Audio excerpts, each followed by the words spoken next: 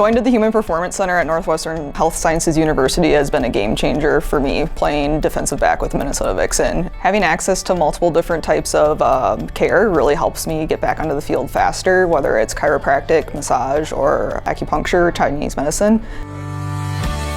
Being able to get different kinds of care in one location really helps to make sure I'm ready to play each and every day.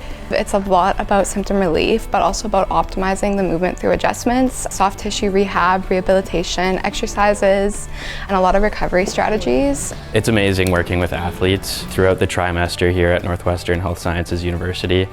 Getting them back into shape, getting them back into sport, actively competing, it's a true honor to help them get to their success while learning in an integrative setting.